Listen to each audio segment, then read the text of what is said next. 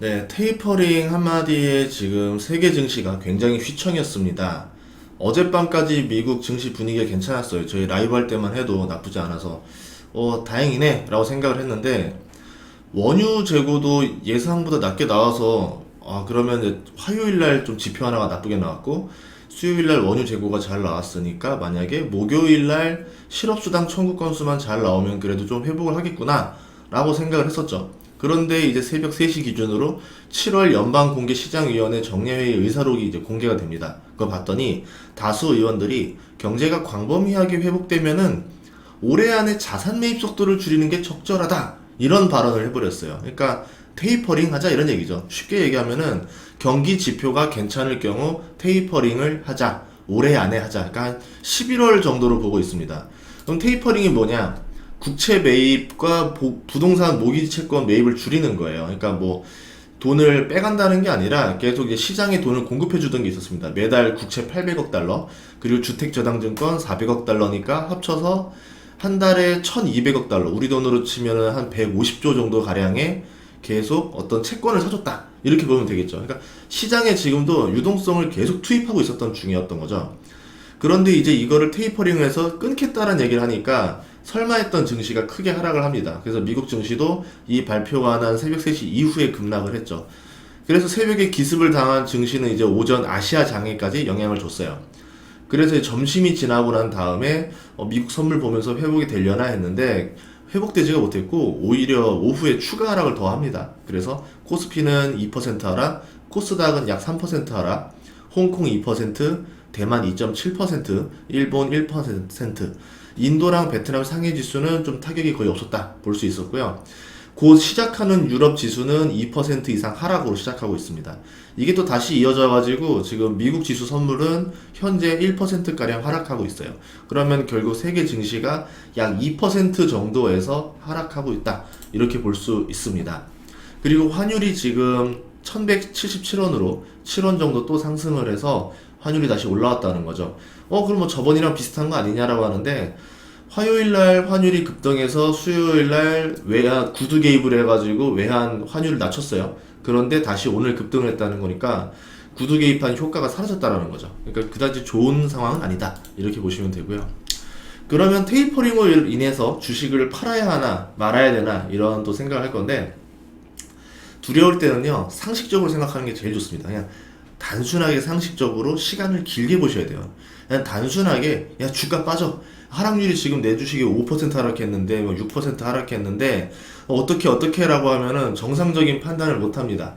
보통 그 보이스피싱 당할 때 보면은 사람들이 상식적으로 생각을 하면은 당할 수가 없겠지만 당장 그 순간에 사람이 정신 혼이 나가버리다 보니까 정상적인 판단을 못하고 정말 생판 모르는 목소리만 들은 사람한테 수천만 원을 송금하고 그러잖아요. 그런 것처럼 이럴 때는 정신 차리는 게 먼저다. 우선은 이성을 차리고 보자. 이렇게 말하고 싶어요.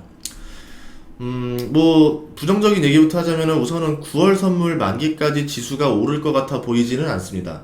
이게 포지션을 좀 보면 되는데 한번 포지션을 보도록 할게요. 우선은 먼저 선물 포지션을 보도록 하겠습니다. 6월 만기 이후에 6월 11일부터 현재까지 선물 포지션을 보면은 9월 9일까지 지수가 하락할 때 외국인은 선물 투자로 이익을 볼 수 있어요. 지금 선물 순 매도로 되어 있죠. 근데 이에 대한 리스크로 외국인이 또 어떻게 포지션을 쌓았느냐? 제가 이번에는 옵션 포지션을 보여드릴게요. 옵션 포지션을 보면은 8월 옵션 이후에 9월 옵션 포지션까지 어떻게 쌓았냐면 콜 옵션이랑 풋 옵션을 양매수를 했습니다. 이 얘기는 뭐냐면 지수가 크게 오르던가 지수가 크게 하락을 하면은 이익을 얻는 구조로 만들었다는 거예요. 그러니까 어떻게 보면 선물 매도 쳤고 옵션을 매수를 하니까 여기에 대한 해지를 걸은 거고 또 보면은 또 풋옵션도 매수를 했기 때문에 하락에 더 큰 수익이 나게 만든다는 거죠. 만약에 지수가 움직이지 않고 그대로 있다라고 하거나 약간 상승하게 되면은 외국인은 여기서 손실나는 구조입니다. 한마디로 우리가 생각했던 지수 3200 이상이었을 때 그때는 외국인이 손실이 나기 때문에 외국인은 하방에 좀 베팅을 했다. 이렇게 해석할 수가 있겠죠. 반대로 지금 개인 같은 경우는 콜매도, 기관이 풋매도를 했거든요. 이렇게 되면 지수가 상승했을 때 옵션에서는 개인이 피해가 되는 거고 지수가 하락하게 되면 기관이 피해를 보는 포지션이다 라고 볼 수도 있겠죠. 그러면 생각해보면은 이번 지수 하락으로 가장 좀 피해가 센 쪽은 오히려 기관 포지션이다. 이렇게 볼 수 있는데, 기관 중에서도 뭐 투신이냐, 은행이냐, 뭐 금융이냐, 사모냐 서로 다 다르기 때문에 그 안에서의 또 이익이 나고 손실을 보는 단체는 또 다를 겁니다. 이번에는 주식 순매수를 한번 보도록 할게요. 제가 6월 11일부터 코스피 주식 순매수 주체한 상황을 지금 데이터로 뿌려봤는데요. 우선은 가장 순매수를 많이 받은 게 개인입니다. 8월 5일까지는 8조 8천억 순매수였는데 지금 며칠 지났다고 벌써 19조를 순매수했습니다. 반면에 기관은 6월물 이후부터 9월물을 바라보는 상태에서는 5조 4천억 순매도를 했고 외국인은 12조 6천억 순매도를 했다. 그럼 포지션을 종합했을 때 9월 9일까지 외국인은 지수가 하락하면 하락할수록 이익이 나는 구조가 됐고요.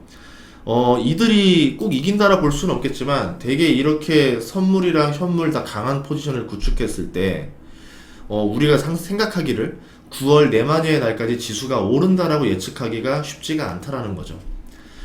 그럼 외국인들 같은 경우는 어떻게 보면은 그동안 9월 하락을 대비하는 포지션을 야금야금 착실히 쌓아가고 있었다, 이렇게 볼 수 있었습니다. 외국인의 매도세랑 맞물려서 환율도 지금 계속 상승했었고요.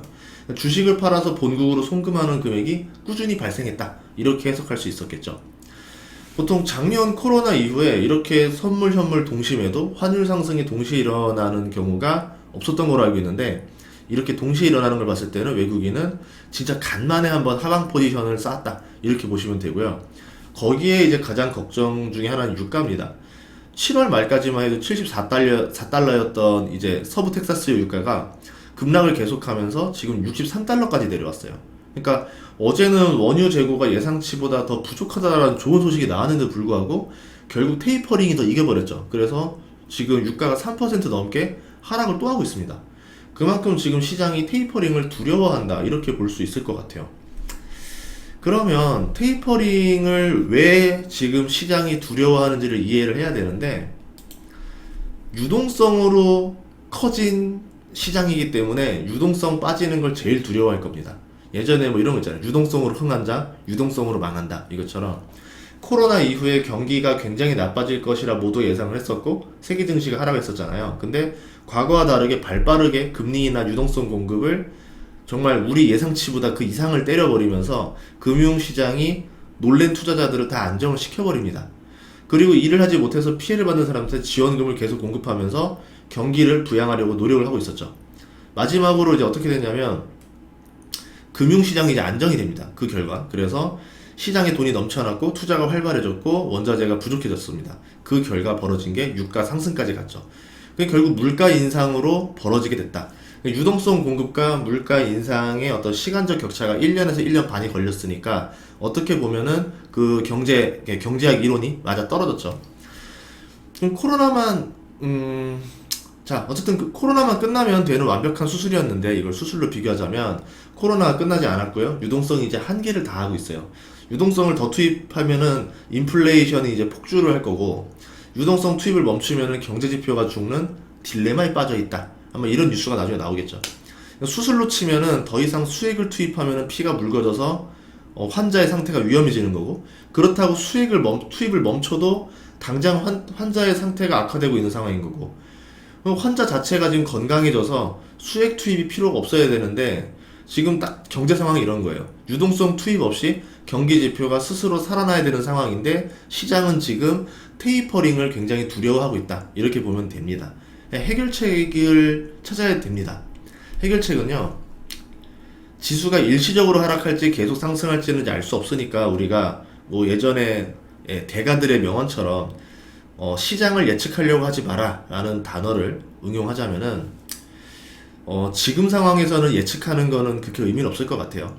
이럴 때 전문가들은 원래 롱숏을 많이 써요. 지금 뭐 포지션 보시면 알겠지만 주식은 보통 그대로 보유하고 이제 뭐 예를 들어서 1% 정도의 숏을 치는 방식으로 많이 합니다. 뭐 비중은 서로 다를 수 있겠죠. 뭐 여러분이 말하는 그 고버스 그런 형태가 아니라 전문가들 같은 경우는 이제 뭐 선물 옵션, 선물 매도, 풋 옵션 매수라던가 ELW라던가 뭐 다양한 것들을 합성을 시켜가지고 본인의 주식이 손실 났을 때 그것들에 대해서 해지를 건다 그러죠. 그만큼에 대한 손실을 상쇄시킬 수 있는 전략들을 많이 쓰는데, 이미 지금 하락을 했기 때문에 뭐 지금 롱숏 포지션 구축하기도 늦었어요. 태풍이 오는 걸 알았다라고 하면은 미리 항로를 변경해서 가면 되겠지만 이미 태풍이 벌써 내 머리 위에 있는 상태예요. 그럼 이 상황에서 항로를 급하게 변경해봤자 손해가 더 커질 수도 있는 상황이 있다라는 거죠. 그럼 이미 하락을 맞았을 때 어떻게 해야 되느냐? 제가 그냥 많이 쓰는 방법 중에 하나가 뭐냐면 주식은 그대로 들고 가요. 이미 늦었다. 이미 늦었으니까 그냥 태풍을 돌파하자 이러면서 갑니다. 물론 여기서 손실 좀 날 수 있어요. 어쩔 수 없어요, 이거는. 그리고 나서 최대한 다른 곳에서 현금을 확보하는 거예요. 이제 고민해야 되는 거죠. 내 자산 중에서 현금화할 수 있는 게 뭐가 있을까라 해가지고 현금화 가능한 것들을 리스트를 뽑아서 현금화를 합니다. 그러면 상대적으로 주식 비중이 줄어들고 현금 비중이 늘어나요. 만약에 주가가 회복하게 되면은 위기 상황이 해제가 되고 주가도 다시 복구가 되겠죠. 그러면 손실이 사라지는 거죠. 만약에 주가가 하락이 회복되지 못하고 V자가 안 나오고 그냥 계속 L자로 계속 밑으로 내려가고 있다. 이럴 땐 어떻게 하면 됩니까? 내가 늘려놨던 현금 비중 가지고 계속 투하해서 주식을 사는 거예요. 뭐 반면에 다른 방법으로 이런 얘기도 할 수 있겠죠. 그래서 월급이 들어오니까 기존에 들어오는 월급 가지고 시장이 안 살아나면은 계속 추가 매수를 통해서 평단가를 낮추겠다. 뭐 일명 물타기라고도 말을 할 수 있겠죠. 그래서 일반 투자자들한테는 이런 방법으로 헤쳐나가는 게 심리적 안정으로도 좋습니다. 현금을 확보하는 게 심리적으로 굉장히 도움이 될 것이다. 이렇게 말씀드릴 수 있고요. 시장을 길게 보자면은 경기 지표가 살아나고 기업 실적이 좋아지는 상황에서는 테이퍼링이라던가 금리 인상은 언젠가 해야 할 일인 거예요. 언젠가 해야 할 숙제가 그냥 다가왔다. 이렇게 생각하는 게 마음이 좀 편할 겁니다. 어제 나온 문건에서도 단서 조항이 있었어요. 뭐였냐면 경기 회복이 광범위하게 일어날 경우에 테이퍼링을 하겠다라는 거니까 그 뜻은 뭐냐면 이미 경기가 대세 호황장이 됐고 기업들이 실적이 좋아지고 경기가 살아났을 때 이때는 테이퍼링이 굳이 필요가 없는 거 아니냐 이렇게 긍정적으로 해석하는 방법도 있다라는 거예요. 다만 지금 시장이 지금 두려워한다라는 거죠. 실제로 언제까지나 유동성 공급에 의존할 수 있는 것도 아니죠. 언젠가 이 호흡기는 떼야 되는 겁니다. 회복을 할 경제라고 하면. 그러니까 물가 상승이라는 부작용도 있기 때문에 어떻게 보면은 이거를 너무 늦게 떼는 것도 나쁠 수 있다. 차라리 적당한 시기에 떼는 게 물가 상승을 막을 수 있기 때문에 훨씬 낫다라고 보는 거죠. 그런데 시장 같은 경우는 지금 뭐냐면 하반기에 경기 침체를 예상하고 있었는데 하필 여기에 테이퍼링이라는 단어가 나오니까 엎친 데 덮친 격이라고 하면서 발작을 해버린 거예요. 우려하는 겁니다. 거기에다가 또 뭐가 있었냐? 아까 말씀하셨듯이 글로벌 세력들이 쌓은 포지션을 보면 되는데 이게 한국에만 국한되지 않았을 거라는 거죠. 전 세계에 비슷한 포지션을 구축했을 거라는 거죠. 그러면은 하방으로 포지션을 쌓게 되면은 같은 뉴스를 봐도 글로벌 세력들이 원하는 대로 해석을 할 가능성이 높다라는 거죠. 그리고 그들이 수익을 충분히 내고 난 다음에는 다시 다른 뉴스가 나겠죠. 생각해보니 테이퍼링 좋은 것 같아. 자, 이제 반영이 끝났어. 이제 경기가 좋아질 일만 남았네. 뭐 이런 뉴스가 나오는 거죠. 분명히 나빴다고 할 때 언제고 이제 와서는 똑같은 상황인데 좋다라고 설명하면서 다시 시장이 상승할 수도 있다라는 겁니다. 그러니까 우리는 지금 뭐냐면 글로벌 세력들이 쌓은 포지션 때문에 우리가 휘청이지 말고 그냥 내가 원래 투자를 했던 그 계획대로 가셔야 된다라는 거죠. 기다리는 수밖에 없다라는 거죠. 물론 단기적인 수익을 내고 싶었겠지만 그거는 버려야 되고. 그러면 이제 결론은 나왔습니다. 내가 산 주식이 시간과의 싸움만 하면은 오를 수밖에 없는 우량주인지 아니면 그냥 대박을 낼 수 있다라고 소문 듣고 그냥 산 주식들 뭐 일명 재무구조가 굉장히 나쁜 잡주를 들고 있는 건지 한번 보세요. 버텼을 때 회복이 가능한 주식인지 버텼을 때 이미 기세를 잃고 나가리가 될 주식인 건지 한번 잘 보시면 답이 나올 겁니다. 그러니까 시장에 문제가 있는 게 아니고 내 주식 포트에 문제가 있는 거라는 거죠. 일반적으로 볼 때는. 그리고 마지막 정리하면은 현금 확보를 최대한 고민을 하고 확보를 해두자는 겁니다. 현금만 확보할 수 있다라고 하면은 만약에 시장이 나쁘다 하더라도 좋은 주식을 저렴하게 매수할 수 있는 기회가 될 수도 있다. 워렌 버핏은 그때 많이 매수합니다. 그리고 그 현금을 절대 빨리 투하하면 안 돼요. 충분히 기다려봤다가 이제는 투입해도 되겠다 싶을 때 들어가야 되는 거고 분할해서 들어가셔야 됩니다. 시장을 예측하고서는 V자 반등에다가 올인했다가 큰 손실 본 사람들이 굉장히 많아요. 그래서 V자 반등이 설령 왔다 하더라도 여기에 다 투입해가지고 이제 현금 여력이 제로가 됐을 때 그 다음번에는 만약에 하락이 오면은 이제는 내가 어떻게 할 방법이 아예 없는 거죠. 만약에 당한 상황에서도 현금으로 방어를 하자. 이렇게 정리할 수 있을 것 같습니다. 아무튼 오늘 좀 시장이 많이 하락해서 라이브에서 좀 뵙도록 할 것 같고요. 여러분들도 너무 내가 좋은 주식을 갖고 있는데 지금 너무 상황이 휘둘려서 좋은 주식을 헐값에 던지는 일은 없길 바라도록 하겠습니다. 그럼 오늘 영상을 마치도록 하겠습니다. 감사합니다.